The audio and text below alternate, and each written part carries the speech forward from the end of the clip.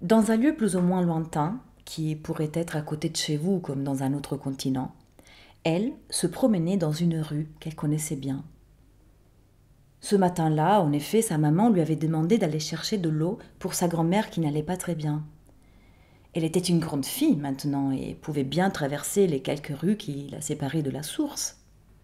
Dans sa petite habitation, ses sœurs étaient soulagées de ne pas devoir y aller. À chaque fois, elles se battaient pour rester à l'abri. Elles inventaient des excuses pour ne pas devoir les remplir les calebasses.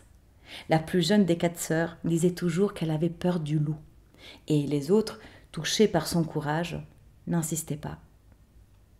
Et oui, le courage de le nommer, le loup. Le plus souvent, c'était l'aînée et la mère qui se sacrifiaient. En essayant d'être invisible pour que le loup ne les voie pas, elle glissait entre les rues et les ruelles jusqu'à la source. Mais le pire, c'était toujours le retour. Concentrée à ne pas renverser une goutte, ralentie par le poids et la chaleur, elle faisait une bonne proie. Beaucoup de fois, elle rentrait et tout le monde pouvait boire et elle soufflait, à l'abri. D'autres fois, c'était plus compliqué.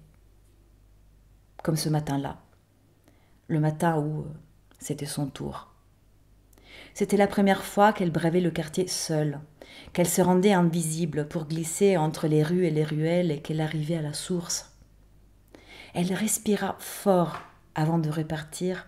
Elle respira à chaque pas en essayant de s'imaginer déjà à côté de ses sœurs, chez elle. Elle se dit que, franchement, c'était la première et la dernière fois qu'elle y allait.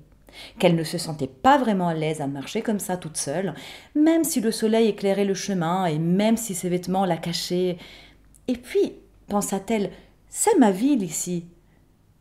Quelqu'un devrait juste chasser les loups. On devrait avoir le droit de sortir libre, de marcher fier et profiter un peu de la belle saison, malgré la guerre et malgré les loups, juste un moment, histoire de respirer. Elle songeait à tout ça en marchant et, perdue dans ses réflexions, n'aperçut pas tout de suite la queue du loup, qui la regardait déjà depuis un temps. Juste le temps de lever son regard, elle entendit sa voix. « Bonjour, petit chaperon rouge. Où vas-tu » Le cœur dans la gorge, les mains en sueur, les mains dans la gorge, le cœur en sueur. Comment répondre à cette question? Que pouvait-elle dire? « Je vais chez moi ?» Elle pensa à ses sœurs. Elle ne pouvait pas dire au loup où elles habitaient. Mais pas la peine de réfléchir, pas le temps de réfléchir, pas le droit de réfléchir. Ce n'était pas une proposition. La calebasse tomba et l'eau avec elle. Un geste sortit de ses mains comme à vouloir attraper les morceaux de monde qui explosaient dans la gorge, dans le cœur, en sueur. La fin de l'histoire, on pense tous la connaître. Le grand méchant loup est menteur, le grand méchant loup est féroce. Le grand méchant loup est à la fois gagnant et vaincu. Mais elle? Quid d'elle? Un chasseur va venir la sauver? La police va venir la sauver?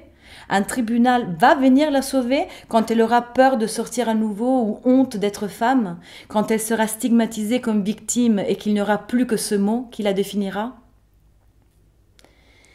Elle est rentrée chez elle, ce matin-là, mais beaucoup plus tard. Tremblante, elle a fait encore un aller-retour pour que sa grand-mère puisse boire. Mais t'étais passée où? Lui dit sa mère qui s'inquiétait. Désolée, maman, je me suis arrêtée à regarder les fleurs.